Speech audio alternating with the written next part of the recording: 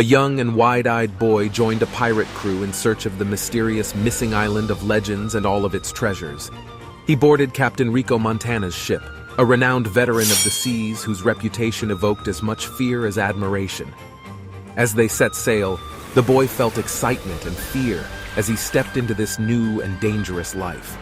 Being less experienced than the others wasn't an acceptable excuse to trail behind, and his innocent naivety was a source of amusement for the crew. Vice Captain Marlowe Sanford was his greatest help as he hardened to the harsh realities of life at sea and all the dangers they signed up for. One day, the vice captain announced to the crew that their best shot at finding the missing island was to steal the 300-years-old map of the only known successful expedition to the missing island.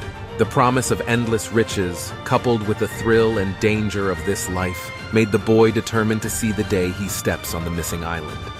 Captain Rico Montana investigated and found out that part of the map to the missing island was in the hands of a fort commander in a nearby bay. Vice Captain Marlowe Sanford volunteered to infiltrate the fort on his own to finish the job fast and efficiently. So he blended in and infiltrated the enemy fort, walking a tightrope and gathering the information he needed to pinpoint his target.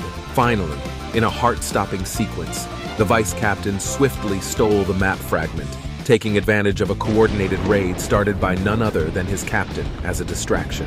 The enemy base was well defended, but the raid served its hidden purpose of diverting the fort's attention splendidly. So the pirates rejoiced and feasted. Now one step closer to discovering the secrets of the missing island, this victory solidified the crew's belief in their captain and vice captain's cunning and their capabilities to get what they want and ultimately find this treasure island. Captain Montana found that the other half of the map was in the possession of a group of sea explorers under the protection of the Royal Navy. Weeks later, he successfully negotiated an alliance with those sea explorers to uncover the reality behind the missing island. The two teams spent 2 weeks together, meticulously unlocking the secrets of the combined map. Their excitement built up as they prepared for the final leg of their journey. As the missing island started to seem more real, the captain spotted another pirate ship tailing them through the foggy ocean.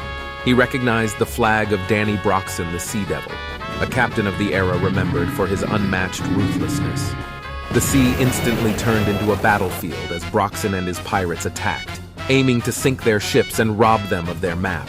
Despite the ambush, Captain Montana and his allies fought bravely, using every bit of their skills and fervor to fend off the enemy. Captain Montana's leadership shined as he skillfully outmaneuvered his ship through the enemy's fire and led a well-planned counterattacks, thanks to Vice Captain Sanford and his experience in naval battle. The sea explorers suffered greater losses, however, and ultimately had to jump ship, joining Captain Montana and his crew through the last stretch of the journey.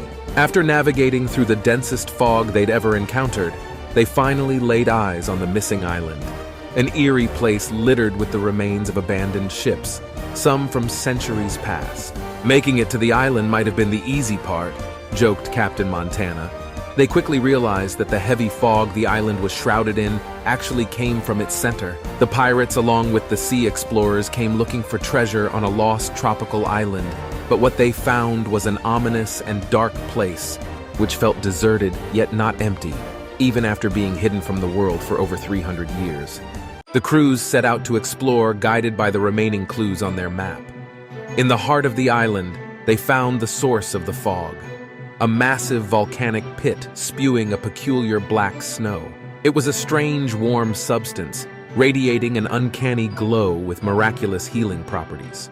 The joyous atmosphere abruptly shifted when Vice Captain Sanford, sword drawn, accused the sea explorers among them of treachery. He had overheard them discussing the arrival of a Royal Navy battleship to betray and capture the pirates. The explorers' leader didn't deny the allegations, so Captain Montana shot him dead. Except for one runaway, the rest were quickly subdued and confessed to their intention to hand over everything to the Royal Navy.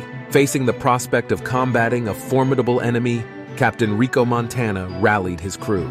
His men, filled with anger and determination, stood ready to defend their hard-earned treasure. As the Royal Navy disembarked and stormed the beach of the missing island, the pirates set off their improvised black snow smoke bombs. A thick, obscuring fog spread swiftly across the beach, causing confusion among the ranks of the Royal Navy.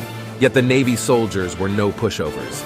They regrouped quickly, rallying their forces under the leadership of experienced officers. Fighting broke out across the beach, the noise and chaos hidden by the fog. The pirates under Captain Rico Montana fought with the ferocity of cornered animals, defending their hard-earned treasure. They managed to capture key Navy officers, securing a swift victory despite the Navy's disciplined counterattack.